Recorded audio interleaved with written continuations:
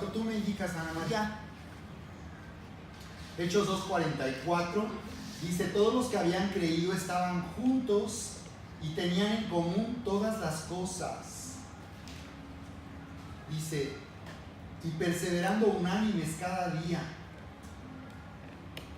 en el templo, dice, y partiendo el pan en las casas, comían juntos con alegría y sencillez de corazón, dice, alabando a Dios y teniendo favor con todo el pueblo, y el Señor añadía cada día a la iglesia a los que habían de ser salvos. Bien, lo que me parece interesante aquí que notemos es la transformación que vino con la venida del Espíritu Santo y el comienzo de la iglesia. Hay que considerar, aquí tenemos a los apóstoles y muchos seguidores que permanecieron con Jesús durante todo el tiempo de su ministerio de 3 años y medio, y seguramente que hubo cambios en la vida de todos ellos, pero aquí vemos una transformación que está impactando la comunidad, que está impactando a una sociedad religiosa, la sociedad judía. Me parece interesante que dice que estaban todos juntos, y esto nos habla de una transformación, porque nos habla de cómo al ser llenos del Espíritu Santo, somos llenos del amor de Dios, somos gobernados por la voluntad de Dios, y esto nos lleva a vivir de otra manera, nos lleva a vivir en la cultura de Jesús. Aquí lo que vamos a ver en el libro de los Hechos es cómo se fue estableciendo la cultura de Jesús. Estar juntos pues parecía no relevante. ¿Por qué diría? Basta el hecho de que estaban ahí, pero dice juntos, y esto sí me habla de una transformación. Y que es algo que nosotros es nuestra cultura aquí en esta casa, y deseamos ver en la vida de las personas, porque muchas veces la gente llega recién convertida, los nuevos creyentes llegan lastimados, muy dañados por este mundo, porque este mundo es destructivo, y por eso aquí en casa tenemos una estrategia de sanidad emocional, y por eso el primer curso que ofrecemos es la paz del perdón, porque precisamente las personas cuando no tienen sanidad viven con barreras y viven a la defensiva. Entonces, estar juntos, créanme que es un milagro. Tenernos juntos es un milagro. Es porque la naturaleza humana es como la del puercoespín, que en invierno se juntan por el frío, pero al juntarse se lastiman con sus espinas y se separan. Entonces muchas personas viven con el síndrome del puercoespín. Llegan a la casa y aquí te abrazan y te reciben y te hacen sentir especial, pero hay personas que eso les incomoda incluso. Incluso hay personas que nos han dicho: es que a mí no me gusta mucho eso. Sí, porque esta es otra cultura, pero cuando somos enseñados a vivir en la llenura del Espíritu, y cuando la iglesia vive en la llenura, va a haber una transformación, como aquí dice. Luego dice que vendían todo lo que tenían y tenían un fondo en común, y que de todos eran todas las cosas. Fíjense que es por eso que Marx le llamó comunismo científico a su doctrina, a su proyecto para transformar la sociedad, porque él encontró que había un comunismo primitivo, y lo que vemos aquí en la iglesia en el comienzo es lo que él llamó un comunismo primitivo. ¿Por qué? Porque la gente estaba compartiendo todo y todo estaba en común, pero él decía que esto era algo emocional o religioso y por tanto no iba a perdurar.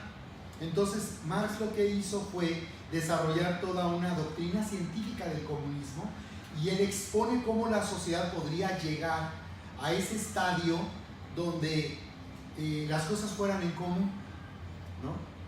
Qué interesante cómo él era judío, por cierto, no sé si sabían. Marx era judío, y claro que él no era un judío cristiano, él era judío que seguramente fue instruido en la ley y en la Torá, pero él tenía información acerca de esto y conoció esto en la escritura, y él dijo: eso es romántico, pero es posible llevar a la sociedad a vivir en un comunismo de una manera científica. Pero aquí lo que vemos es que no era romántico, y aunque a Marx no le parecía científico, sin embargo sí fue el resultado de una transformación. Entonces lo que podemos ver es cómo el Evangelio comienza a transformar una sociedad, una comunidad. Dice que perseveraban unánimes cada día en el templo ellos, y esto nos habla de que ellos aún no habían entendido que ellos eran el templo. Entonces había la costumbre de ir al templo, porque los judíos piadosos, religiosos, pues iban a orar al templo. Así que ellos comenzaron en el cuando la iglesia comenzó, buscaban reunirse en el templo. Fíjate. Esa era su cultura. Era la cultura judía, la cultura de la ley, pero ahora ellos, vamos a ver cómo ellos empiezan a pasar a una cultura de la gracia y del reino, ¿verdad? A través de Jesús, porque ellos eran el templo. Entonces aquí ya vemos dos templos, el templo judío, el templo de Herodes, que él remodeló al punto que lo hizo totalmente nuevo, que fue el templo del cual Jesús profetizó que sería destruido, pero al lado o junto, a la par del templo de Herodes, estaba el templo de la iglesia, porque Pedro escribe en su carta, en la primera de Pedro 2, dice que somos las piedras vivas y sacerdocio, dice. Entonces entiende finalmente que el templo verdadero era la iglesia, el lugar donde Dios iba a manifestarse, el lugar donde Dios iba a habitar, para de ahí manifestarse al mundo. Así que dice que perseveraban, y aquí veo una cultura de pasión, ¿verdad? Porque perseverar, ¿no? Nosotros podemos ver que en este tiempo el cristianismo se ha vuelto muy light, se ha vuelto un cristianismo comodino, donde la gente que cree que ser cristiano es buscar una comodidad, y entonces muchas personas no están dispuestas a esforzarse o a hacer mucho más, ¿verdad?, para vivir su vida en Cristo. Piensan que la vida en Cristo es solamente venir a reunirse un domingo 2 horas a la iglesia, pero ese no es el cristianismo al que Jesús nos ha llamado, ni el discipulado, sino es una experiencia que no solamente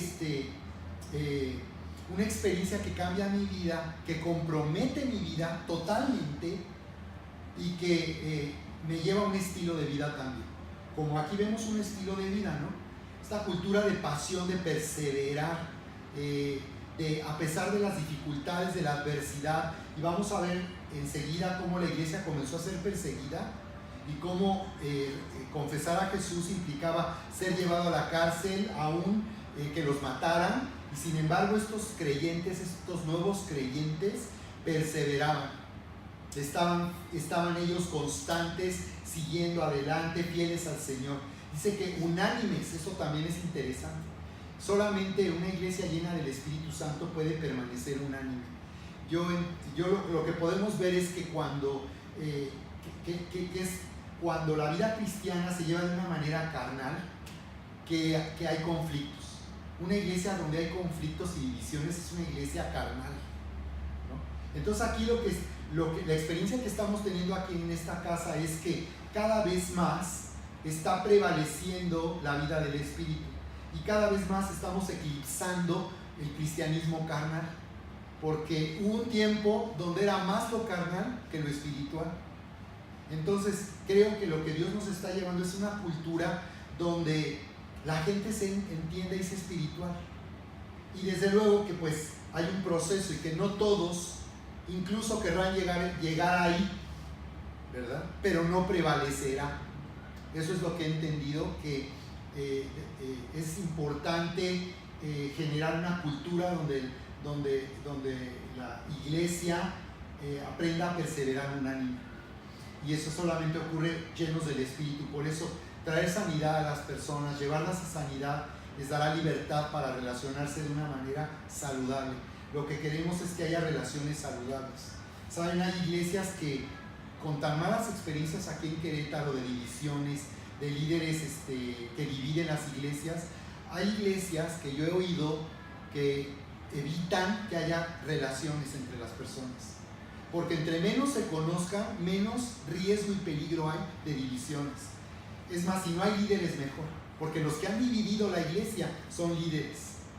Entonces, eso es porque la iglesia pues no está teniendo una cultura de gracia, de pasión, y eso es lo que tenemos que trabajar, edificar a la iglesia en esta cultura para que deje de ser un cristianismo carnal y sean los discípulos, sean realmente seguidores, ¿no? Gente llena del Espíritu Santo, que se relaciona saludablemente y que se relaciona para edificar. Por eso es que llegará un momento en que quizás, y eso es quizás algo que yo anhelo, es algo que yo anhelo más bien, es que cuando personas carnales, conflictivas, que vienen con problemas de complejos, lleguen a una atmósfera como esta, quizás intenten relacionarse de esa manera y no van a encontrar, porque hay una atmósfera aquí de gracia que hace que el amor de Dios sea nuestra manera de vivir. Por eso Pablo les exhortaba y decía, amen de verdad. ¿Por qué les decía a las iglesias, amen de verdad y de hecho, y no de apariencia, ¿no? Porque pues eso pasa con la gente carnal, que te aparenta, que te saluda, pero que tiene conflicto, que trae conflicto. Y el conflicto no es por la iglesia donde llega, es porque ella tiene un problema. Entonces, lo que buscamos es una cultura donde la gente sea sanada y sea parte de la casa. Pero saben que la experiencia también que hemos tenido es que no toda la gente responde a la sanidad. Y hay personas que se detienen y ya no están dispuestas a seguir caminando para ser sanadas y ser libres de la forma en que vivieron en el pasado. Entonces, si las personas no siguen, no permanecen y permiten al Espíritu Santo que les sane completamente y sean libres para vivir en una nueva cultura, lo que va a pasar es que no van a poder seguir, porque sentirán amenazado su ego, porque aquí lo que muere es el ego. El amor de Dios lo que hace morir es nuestro yo. Entonces sí he visto yo por mucho tiempo ese fenómeno, que muchos no pueden seguir adelante porque no están buscando finalmente ser sanados, están buscando vivir en la vieja cultura y aún en una cultura religiosa, ¿no? Porque la cultura religiosa donde yo también crecí era una cultura de juzgar a los demás, era una cultura de promover una espiritualidad para descalificar a los demás, como lo hacían los fariseos, ¿no? Que decían, gracias te doy, Señor, porque no soy como estos nacos, como estos pecadores, yo sí soy puro y santo. Entonces, esa es la cultura que ha lastimado a la iglesia por mucho tiempo, y por lo cual muchas personas no quieren acercarse porque se sienten juzgados. Entonces ustedes ven, esta es una cultura de gracia, y esta era una cultura de gracia donde ellos estaban juntos, unánimes, partiendo el pan. Habla de que comían. Algunos dicen que esto se refiere a que comían juntos, pero enseguida dice que comían juntos. Entonces una cosa es el partimiento del pan y otra cosa es que comían juntos. Partimiento del pan se refiere a la cena del Señor, que ellos celebraban la cena del Señor. En la cena del Señor dice que somos miembros de su cuerpo. Entonces fíjate cómo otra vez partir la cena en este contexto se refiere a estar unidos, estar unánimes, a estar en amor. Y luego dice que comían juntos con alegría y sencillez de corazón. Esto habla de mucha relación, pero sobre todo de una transformación creciente en la vida de las personas. Y vemos un impacto en la comunidad, ¿no? Que la gente les reconocía. Recuerden que era una sociedad religiosa. Entonces la gente no veía solo que eran religiosos, veía algo más. Estaban viendo algo más para tener ese favor con el pueblo, porque ahí todo el mundo pues, le entraba a la religión. Entonces, ¿cómo puedes distinguirte siendo espiritual de la gente religiosa? Si ahí toda la gente es religiosa, de guardar el Shabbat, de guardar las fiestas. Pues aquí estaban viendo algo más que religiosidad. Y por eso dice que el Señor añadía cada día a la iglesia los que habían de ser salvos. Entonces yo veo aquí que hay un crecimiento en base a cuánto los creyentes están manifestando a Jesús en sus vidas. Que se ve que las personas se están acercando atraídas por lo que están viendo en la vida de estos nuevos creyentes. Son nuevos creyentes, ¿verdad? Acaban de recibir en el día de Pentecostés, acaban de ser bautizados y acaban de recibir el Espíritu Santo.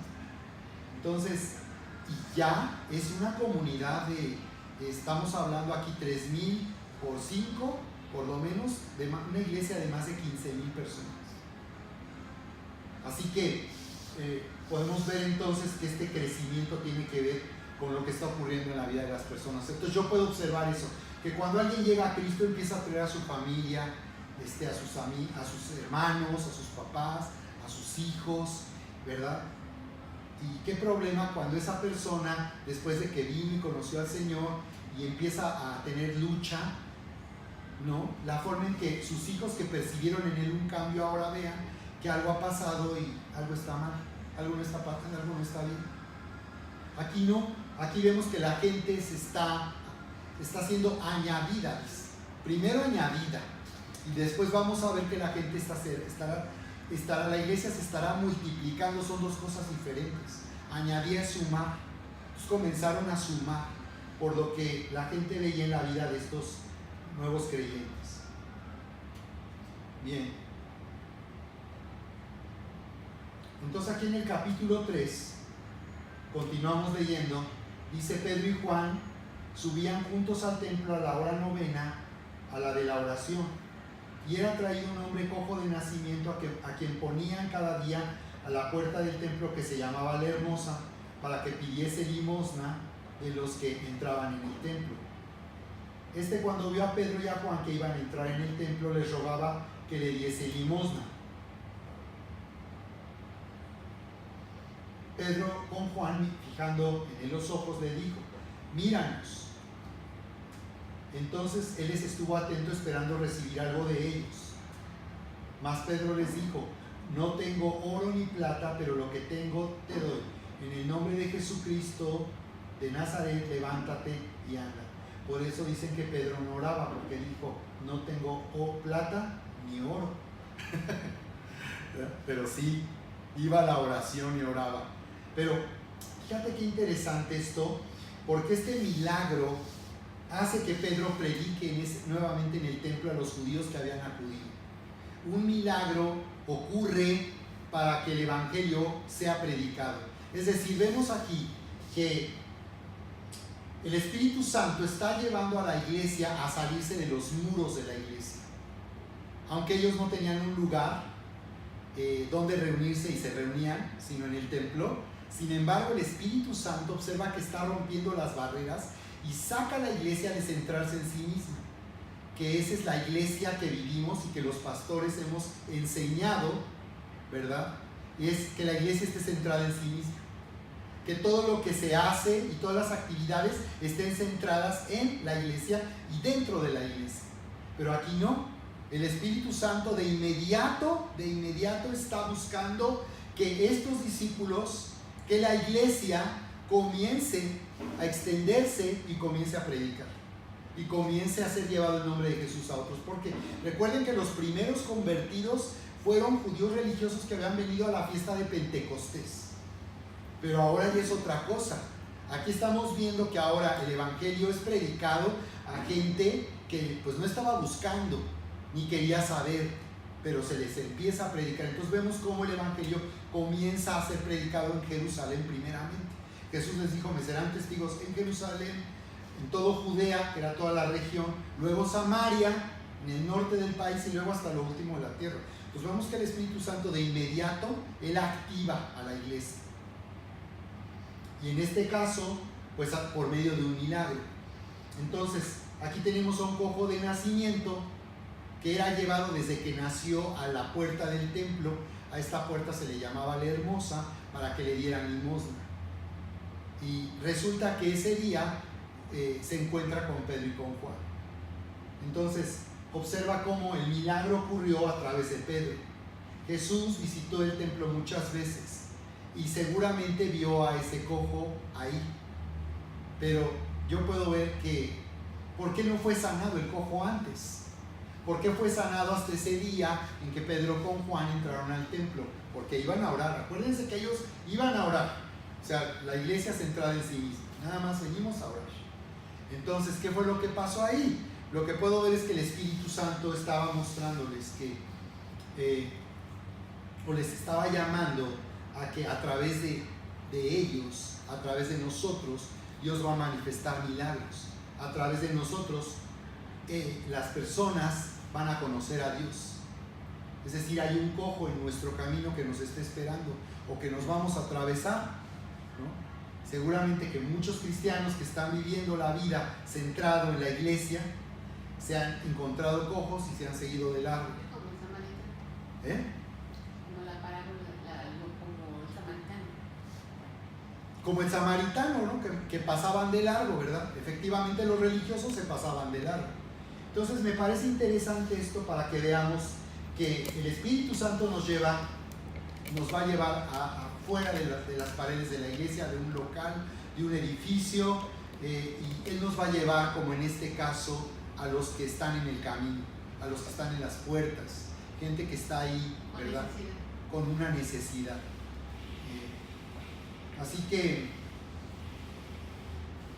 pues vemos en esta parte final que ocurrió el milagro. Dice que le tomó de la mano derecha, le levantó y al momento se le afirmaron los pies y tobillos, y dice que saltando se puso en pie y anduvo y entró con ellos en el templo, andando y saltando y alabando a Dios. Pues como, claro que sí, como de que no, ¿verdad? Claro, fue grandioso. Imagínate nunca haber caminado, pero alguien diría, ¿cómo? Ya estaba hasta saltando. O sea, era un hombre discapacitado, un hombre que sus músculos estaban,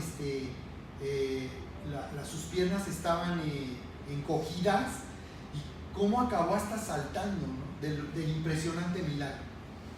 Entonces podemos ver eso, que Dios nos llama a eso, nos llama a manifestar de esta manera su poder, y por esa razón les estoy comentando que vamos a, después del mes de marzo, que va a ser un mes dedicado para la familia, y vamos a dedicar el mes de marzo para alcanzar familias, vamos a tener en el mes de abril una escuela de sanidad para atraer a las personas a venir a recibir su milagro y recibir sanidad. Es decir, el Espíritu Santo quiere que demostremos su poder de esa manera. Y pues Pedro ni lo pensó siquiera, ¿verdad? Dijo, no tengo plata ni oro, pero lo que tengo te doy, en el nombre de Jesucristo de Nazaret. Y ocurrió el milagro. Entonces, de la misma manera, nosotros necesitamos igualmente, ¿verdad? Seguir los pasos del Señor y manifestar el poder de Dios. Todo el pueblo le vio, dice, andar y alabar a Dios, y dice, le reconocían que era el que se sentaba a pedir limosna a la puerta del templo La Hermosa, y se llenaron de asombro y espanto por todo lo que le había sucedido. Bien, pues vamos a continuar después. Y bueno, conclusión aquí, pues efectivamente la gente va a reconocer la obra de Dios, va a reconocer los milagros, va a reconocer lo que Dios puede hacer en la vida de una persona. En este caso, este hombre recibió su sanidad total, pero también la gente se va a dar cuenta cómo el carácter es transformado, cómo las personas son transformadas por el poder del Evangelio. Así que este estudio es para inspirarnos de la misma manera a seguir las estrategias del Espíritu Santo. Y en este caso, la cultura de empoderamiento de la que estamos hablando ahorita es muy importante, que el Señor quiere empoderarnos a nosotros como su iglesia, que no nos desanimemos, que no nos rindamos, que no nos detengamos, que sigamos buscando la manifestación del poder de Dios, porque ella nos ha empoderado. Entonces queremos desarrollar por eso el liderazgo de los hijos, que Dios te lleve al liderazgo, que tú donde quiera que tú estás, a donde quiera que vas, tú puedas manifestarte como esa luz que trae un liderazgo que puede mostrar el camino a otros, y también el desarrollar tu influencia, que tú eres una persona de influencia. Así que hay personas ahí esperando por nosotros, y es lo que hoy vamos a platicar, estrategias que tenemos para entrar en este mover del Espíritu. Lo que tú comentabas, Fina, ¿verdad? De que el libro de los Hechos no podemos leerlo como si fuera una poesía. Este libro de los Hechos nos desafía, nos confronta, mínimo nos hace que comparemos. Oye, eso pasó en aquel tiempo y eso Dios quiere que suceda hoy. Eso que se vivió al comienzo es algo que nosotros debemos vivirlo también en estos últimos tiempos. Pues claro que sí. Entonces vamos a orar y platicamos en un momento sobre esta estrategia. Está diciendo que el derramamiento del Espíritu es lo que se anunció para los postreros días, y de esa manera está explicando a los judíos religiosos que eso es algo que se cumplió a través de los seguidores de Jesús y sus apóstoles. Y ahora comenta, este comentario ya corresponde a la gran tribulación. Ya corresponde a la gran tribulación. Entonces se está conectando el derramamiento del Espíritu Santo con la gran tribulación, pero no necesariamente está diciendo que son eventos sucesivos. Que al ser derramado ese día el Espíritu Santo de inmediato ocurrirían prodigios en el cielo, no. Pero está anunciando que a la venida de Jesús, como vimos, es el comienzo del fin. Y que lo que se verá después, como dice ahí en la gran tribulación, serán prodigios en el cielo, señales en la tierra. Y dice, antes que venga el día del Señor grande, es inmemorable. Y aquí la palabra grande es megas en el griego. Entonces por eso es mega señal Israel, ¿verdad? Porque aquí está diciendo que esto ocurrirá antes de que venga el día mega del Señor. Pero ¿a qué se refiere con el día mega? Aquí no se refiere, esta declaración no se refiere a la gran tribulación. Se refiere al día en que el Señor se ha visto en el cielo, desde oriente a occidente, como cuando un rayo, dice Jesús, truena en el cielo, así será, dice, la venida del Hijo del Hombre. Aquí ya está hablando que todo ojo le verá y vendrá para terminar con el juicio de Dios y comenzar una nueva era. Entonces, antes de que el Señor venga a reinar, ocurrirá en la gran tribulación prodigios arriba en el cielo y señales en la tierra abajo. Entonces aquí nos dice la palabra que nosotros pues no tengamos temor de las señales, por cierto, pero aquí hay que tomarlo en cuenta. O sea, no es como el mundo o como los horroróscopos, ¿no? Que la gente que la gente tenga temor de lo que va, de las señales, dice, sino más bien observen lo que está ocurriendo para que sepan en qué tiempo estás viviendo. Bien. Esta es la palabra semaino en el griego para referirse a la señal, que es indicación, dar a entender o declarar o informar, o un señalamiento en el camino. Bien, entonces, para ir concluyendo aquí, las superlunas de sangre que ocurrieron en el 2014-2015 se relacionan con los acontecimientos ocurridos en Israel, y ha habido señales en la luna, y cuando ha habido eclipse de luna, ha ocurrido algo en el pueblo de Israel. Esto es interesante porque también en la iglesia lo que ocurre en Israel va a repercutir en nosotros como iglesia. Lo que ha ocurrido en los grandes momentos históricos de Israel del siglo pasado, también se va a reflejar en la iglesia. Lo que ocurra ahí en la nación, también va a haber una consecuencia en nosotros como iglesia. Entonces, en el caso de Israel,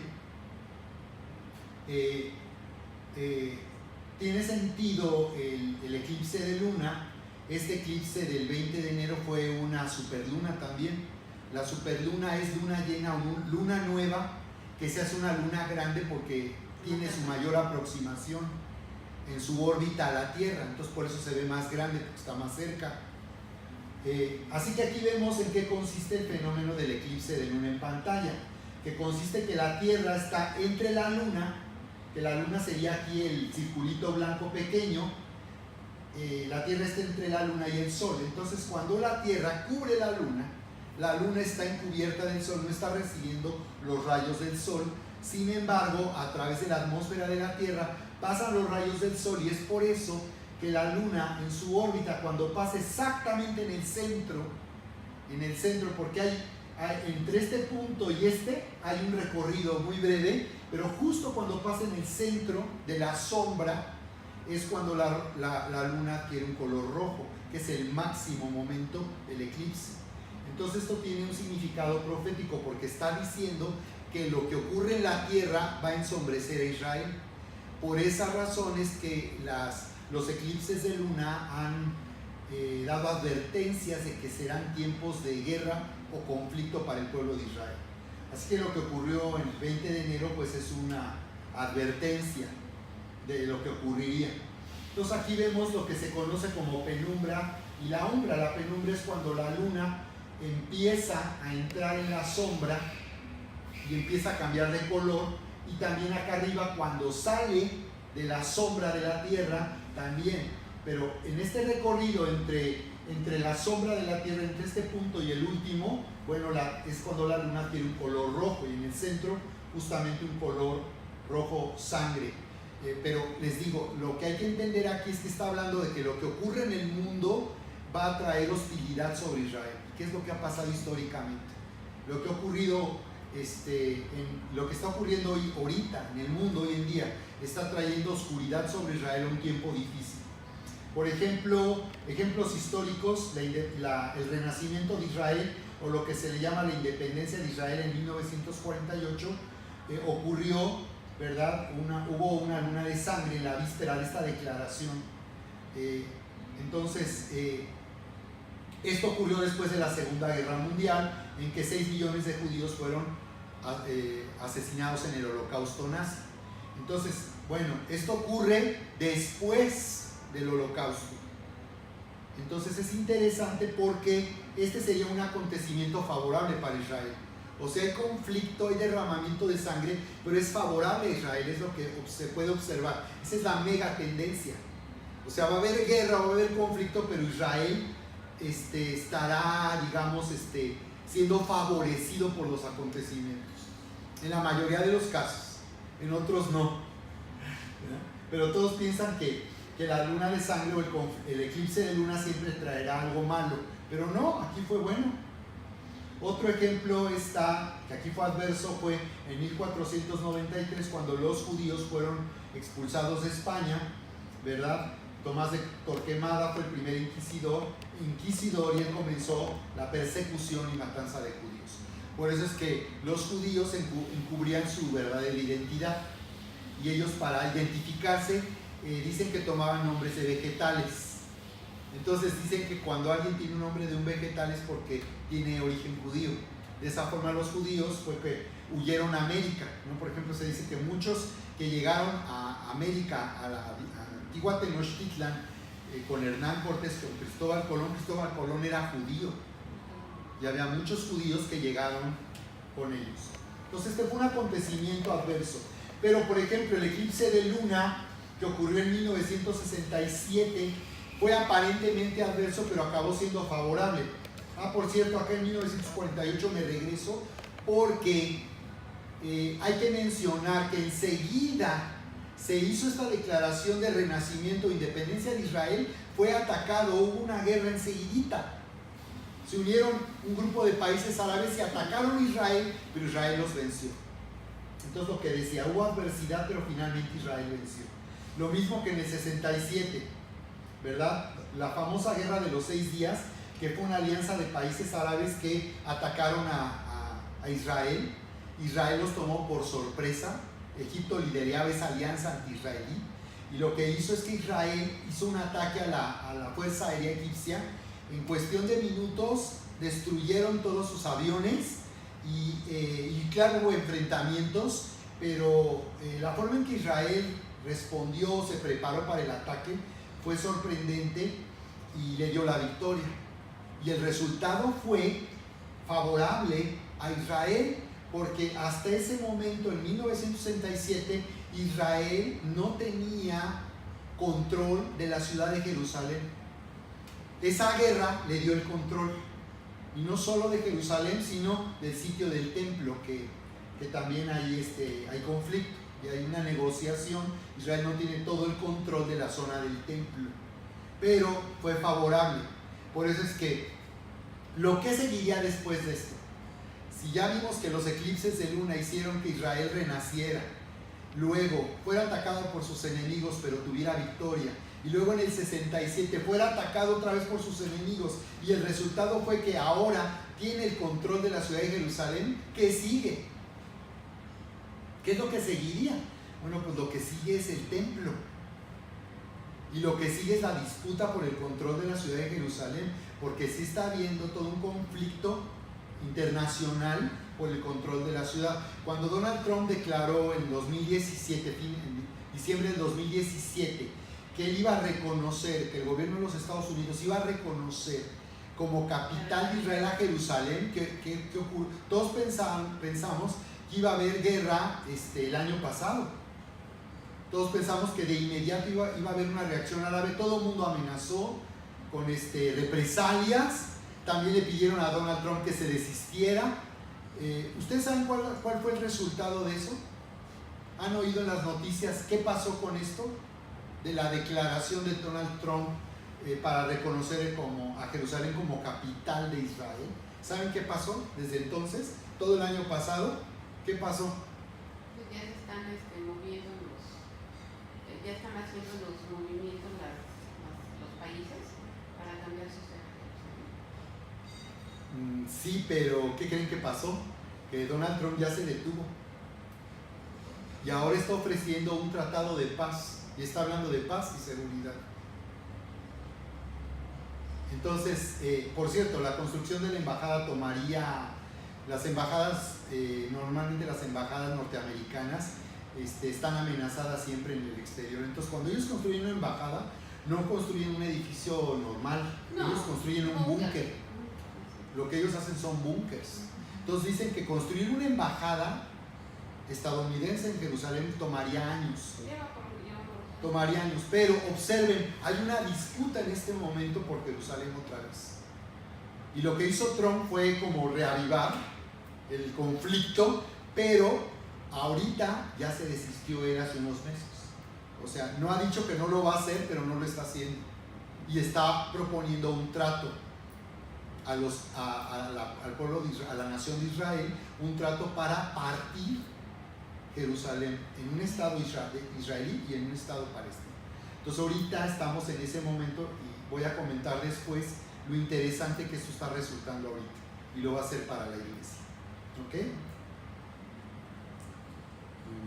Estamos aquí en Megatendencias, aquí en nuestro módulo. Esta va a ser la segunda sesión. No, ya es la tercera, ¿verdad? Porque sí alcanzamos a ver una parte de la semana pasada. Bien. Entonces estamos viendo en esta serie la mega señal Israel y estamos enseñando por qué Israel es el reloj profético de Dios, por qué lo que ocurre en Israel será una señal para nosotros como iglesia y también en los últimos tiempos. Entonces la palabra nuevamente aquí en 1 Tesalonicenses 5:1 nos habla del arrebatamiento de la iglesia, que está resultando un tema pues muy controversial. Ahora resulta que es muy controversial, pero realmente hay mucha evidencia en la Biblia acerca de que el arrebatamiento ocurrirá antes de la gran tribulación. Y lo que vimos aquí la vez pasada fue lo que Jesús dijo en Mateo capítulo 24 acerca del futuro de Israel y el futuro de los judíos. Entonces Jesús nos habla de eso en su profecía para los judíos, como Israel será una señal para nosotros de los últimos tiempos y cómo el arrebatamiento ocurrirá antes de la gran tribulación. Entonces dice, pero acerca de los tiempos y de los momentos no tienen necesidad de que yo les escriba, porque ustedes saben bien que el día del Señor vendrá como ladrón de noche.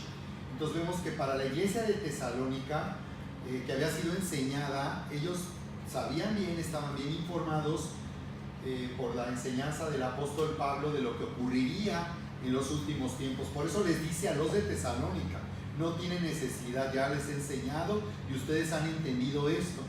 Pero en realidad muchas personas en la iglesia viven en ignorancia acerca de lo que Dios dice en su palabra acerca del futuro de la humanidad. Así que dice, ya saben bien, les recuerda que el día del Señor vendrá como ladrón de noche. Nos dice claramente que el Señor vendrá para no ser de una manera encubierta como lo haría un ladrón, para entrar a la casa y llevarse algo, tomar algo.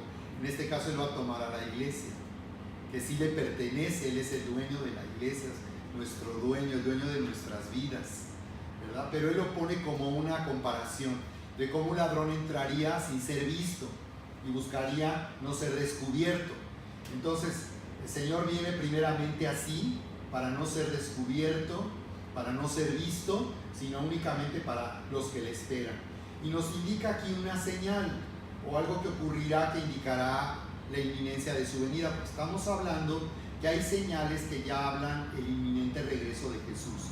O sea que Él puede venir en cualquier momento, hoy, en la noche, mañana, en esta semana. Es inminente, por lo que vamos a ver en esta serie. Que cuando dirán paz y seguridad, observa que dice que cuando hablen o digan de paz y seguridad, entonces vendrá sobre ellos destrucción de repente. Así que no habla que se haya logrado paz y seguridad, sino dirán paz y seguridad. Esto es interesante, por eso es megatendencias, porque nos habla lo que puede ocurrir con los acontecimientos en el futuro de la humanidad a largo plazo o a mediano plazo, pero cómo los acontecimientos pueden tomar un curso tan distintos escenarios y producir distintos escenarios. Como en este caso, aquí dice que dirán paz y seguridad. Entonces se hablará de paz y seguridad, pero también es posible que se logre paz y seguridad, que se llegue a ese momento de paz y seguridad en todo el mundo. En este caso, particularmente se refiere, aquí también nos puede hablar de lo que está ocurriendo en Israel, que cuando digan en Israel paz y seguridad, entonces vendrá sobre ellos destrucción de repente. Por ejemplo, aquí cuando dice que vendrá sobre ellos destrucción de repente, no se refiere a Israel ni a los judíos, como vimos en Mateo 24. Se refiere a lo que ocurrirá en el mundo. Apocalipsis entonces nos habla en el capítulo 1 de 7 sellos, que al abrirse esos sellos estarán dando un cumplimiento al propósito de Dios para la humanidad. Y esos sellos hablan de cómo es algo que no está a la vista, no es algo o el cumplimiento de lo que ocurrirá, no es algo que pueda saberse por el mundo, que esté encubierto para el mundo, pero para nosotros sí sabemos lo que va a suceder. Así que habla de la apertura de los 4 primeros sellos, habla de esta parte, de que cuando se abre el primer sello, aparecerá un jinete en un caballo blanco con una corona y con un arco sin flechas. Y eso nos habla del anticristo. Aquí está. Ese es el primer sello. Cuando hablen de paz y seguridad, el anticristo entonces promoverá un acuerdo de paz con Israel y sus enemigos árabes. Y será el comienzo. Pero una vez que se abre el primer sello, como nos dice Apocalipsis, viene una sucesión de eventos que ya no van a detenerse. Cuando se abre el primer sello, comienza todo lo que se describe en Apocalipsis. Después del segundo sello viene el caballo bermejo, que nos habla de guerra y de derramamiento de sangre, que es lo que ocurrirá cuando se rompa el acuerdo con el anticristo de paz y seguridad. Por eso dice aquí que vendrá destrucción sobre ellos, dice, como dolores a la mujer encinta, ¿no? Que cuando la madre está por dar a luz y comienzan los dolores de parto, pues comienza. Puede ser principio de dolores y puede ser que tarde ese trabajo de parto, pero finalmente cuando comienza el parto, comienza hasta que dé a luz. Y es una buena comparación porque aquí nos habla de dar a luz una nueva era para la humanidad. Así que nos dice la Escritura claramente: mas ustedes no están en tinieblas para que aquel día les tome como ladrón. O sea, no, el Señor está diciendo claramente que no seremos sorprendidos en el sentido de qué pasó. Desde luego no sabemos la fecha, la hora, en qué momento exactamente vendrá, pero sabemos que el Señor viene y esperamos por su regreso. En ese sentido no nos va a sorprender como el mundo sí se va a ver sorprendido. Es como la mujer embarazada. Está embarazada de un hijo que todavía no ve. Es lo que Dios quiere. Nosotros hemos embarazado de esa promesa que de un momento a otro va a dar a luz. Por eso no vamos a ser sorprendidos, porque ya lo estamos gestando en nuestro espíritu, de que el Señor Jesús viene por nosotros, nos va a llevar, y cuando nosotros tengamos, cuando el Señor Jesús viene, nosotros ya estamos apercibidos, porque ya sabemos que va a dar a luz en nuestras vidas esa promesa que el Señor Jesús nos Mira, en realidad aquí está hablando de los dolores de la mujer que va a dar a luz. en relación al nacimiento de una nueva era, porque no se refiere tanto no es en ese sentido como comentas, sino más bien son dos cosas distintas. El Señor viene por nosotros y otra cosa es que al venir Él y llevar a la iglesia comienza el juicio de Dios. A eso se refiere con la mujer embarazada que va a dar a luz una nueva era. O sea que viene un juicio de Dios sobre la tierra, sobre el mundo, para dar inicio a una nueva era. Ahí sí. Por eso dice que los dolores de parto no son igual al principio, que cuando se intensifican y viene ya el alumbramiento. De hecho hay una escritura que habla de eso, que la madre que va a dar a luz, como pues hay un sufrimiento, pero finalmente viene una alegría. Y eso es lo que va a pasar con la humanidad. Habrá un sufrimiento terrible, pero vendrá finalmente una gran alegría por el comienzo de una nueva era. Es como una analogía también. Es como una comparación, pero se compara con la nueva era. Bueno, sí, no tanto con nosotros. En relación a los sucesos que van a venir, sí. Pero en relación a que no estamos en tinieblas para que aquel día no nos tome como ladrón, yo en ese aspecto lo estoy haciendo la analogía de una manera personal acerca del arrebatamiento del Señor Jesús acerca en mi vida, en esa parte, ¿no? De esa promesa.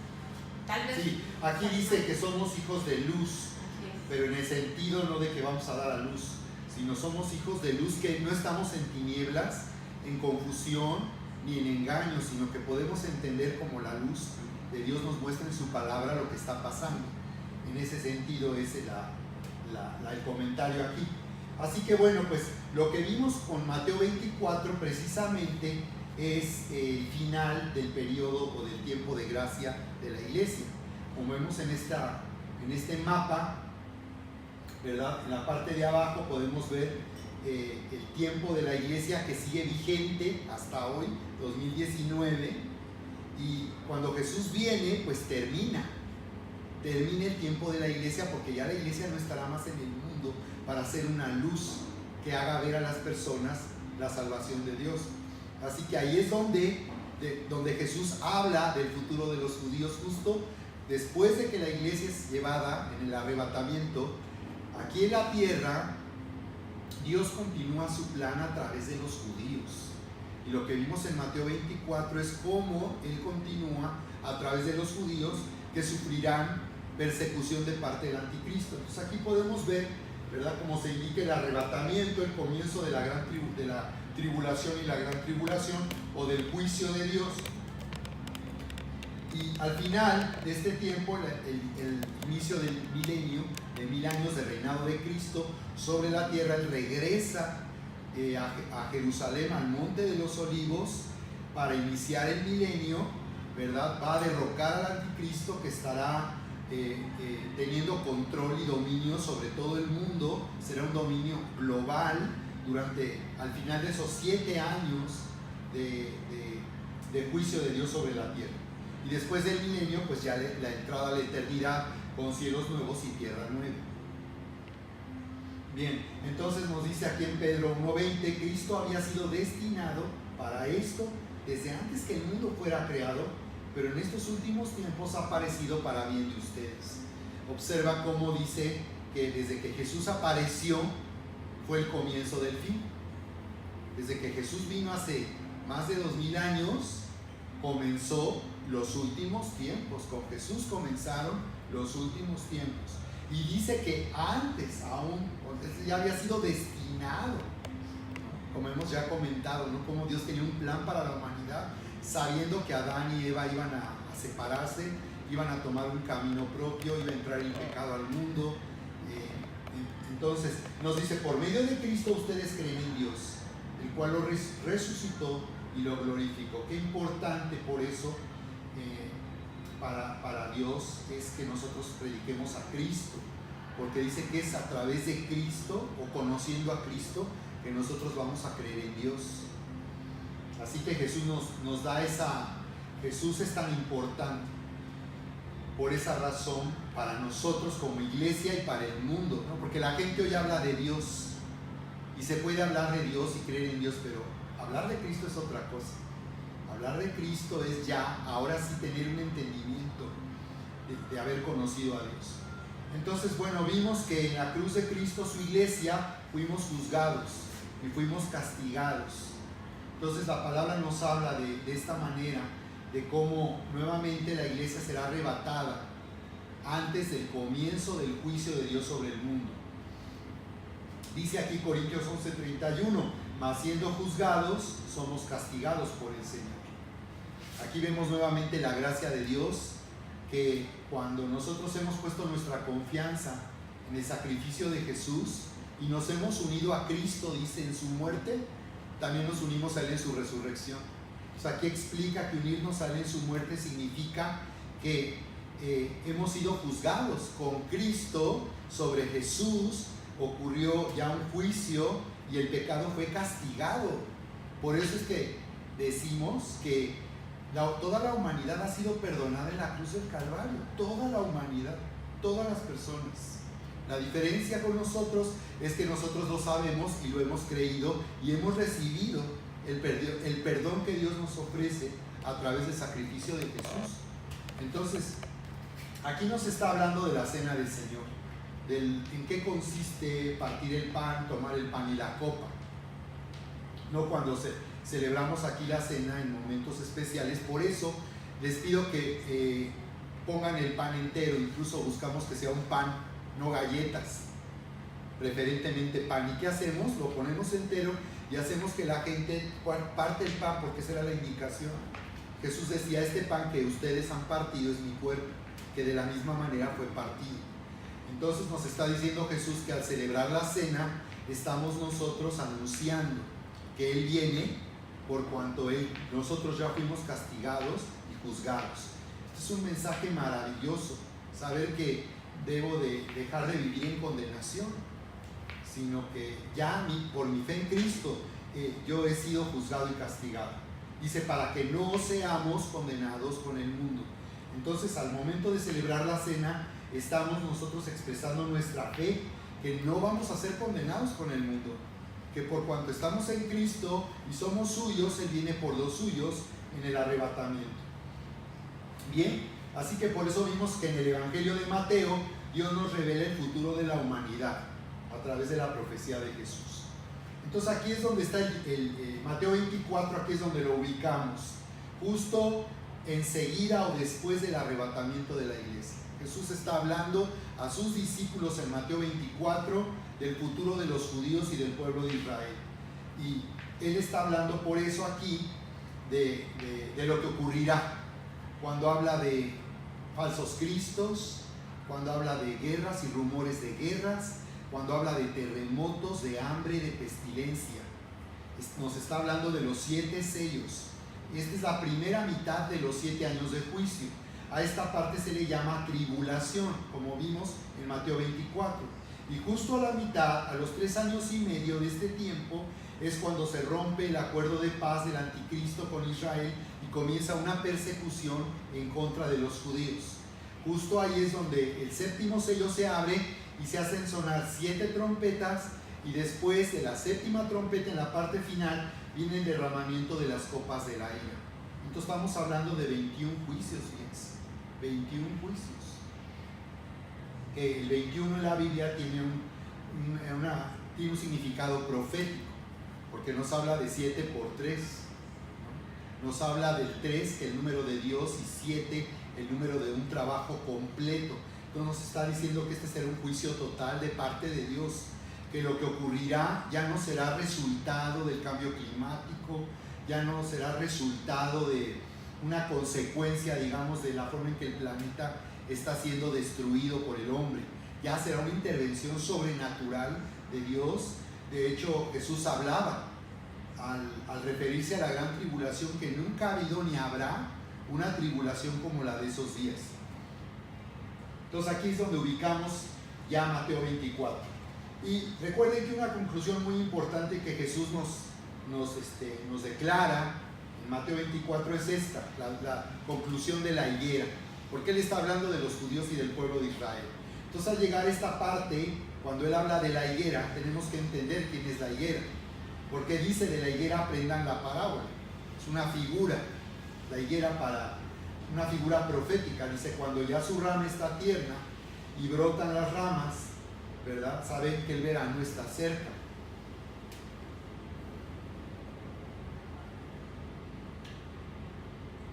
Muy bien. Entonces por eso le reprochaba a los fariseos cómo ellos podían distinguir al ver los cielos lo que iba a suceder, cómo iba a estar el clima, si iba a llover o no, pero no podían reconocer las señales de los tiempos, es decir. Entonces nos está diciendo que esta higuera, Israel, nos indicará cómo está de inminente, en qué grado, porque hay señales que su cumplimiento nos indican que ya ocurrió el arrebatamiento. Y eso es lo interesante de leer correctamente como Jesús decía, ¿no?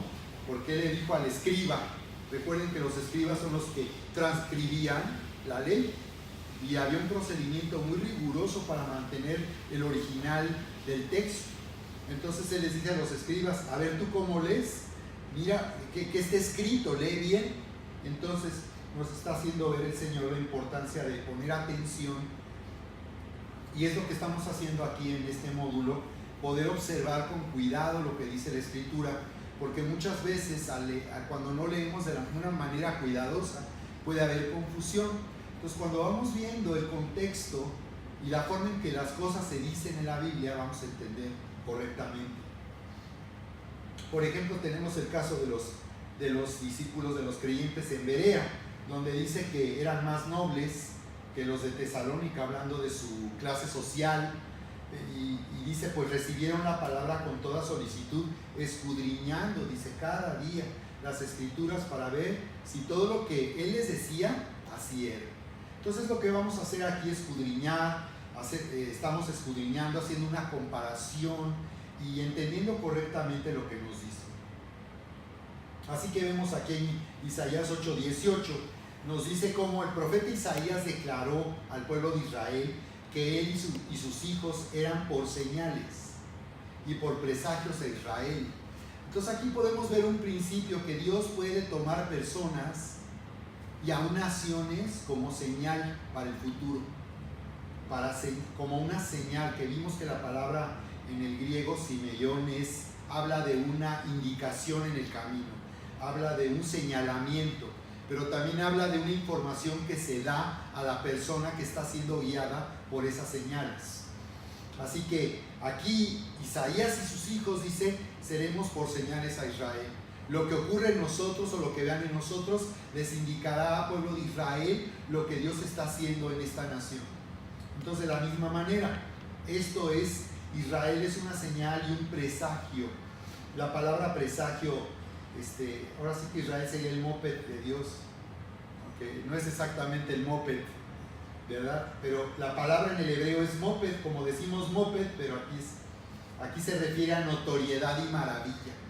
Entonces, presagio, notoriedad, la higuera tomando notoriedad, ¿verdad? Y maravillando al mundo. Que imagínate, ¿no? Que desde el año 70 que fue destruido Jerusalén y el templo, hasta el año 1948 Israel no existía. No había planta, solo había tierra, y además era una tierra devastada, destruida por la ocupación romana y los siguientes imperios. Entonces es asombroso, ¿verdad? Que esto se cumplió, y que de 1948 para acá se cumple este año 70 años. En mayo, 14 de mayo pasado, en Israel se conmemoraron 70 años del renacimiento. Algunos le dicen la independencia de Israel, pero realmente es un renacimiento, ¿verdad? No es como México, que ya existía, y lo que pasó es que México, a través de la guerra de independencia, finalmente en 1821 obtuvo independencia de España, pero Israel no existía, ni había judíos en la tierra de Israel. Simplemente en mayo del 48 renació la nación. ¿Ibas a decir algo aquí, Fina? ¿De dónde? Pensé que ahorita ibas a... No. Como que querías comentar, ¿no? No. Ok. Bueno, entonces lo que estoy comentando acerca de la señal de luna de sangre del pasado domingo 20 de enero, porque resulta que las lunas de sangre, como se les llama, esta luna de sangre de esta fecha se le llamó incluso luna de sangre de lobo. Es algo terrorífico. Pero resulta que vemos en la Biblia que hay señales que Dios nos dice que Él enviará a través de los cielos, a través del sol, de la luna. Entonces sí es importante esto tomar en cuenta. Aunque señales habla aquí de advertencias, lo que ocurra en la luna, en el sol, serán advertencias para que tomar en cuenta. Entonces aquí en Génesis 1:14, en la creación, Dios dijo, ¿verdad? Haya lumbreras, y dijo, y sirvan de señales, dice, para las estaciones, para los días y los años. Así que entonces podemos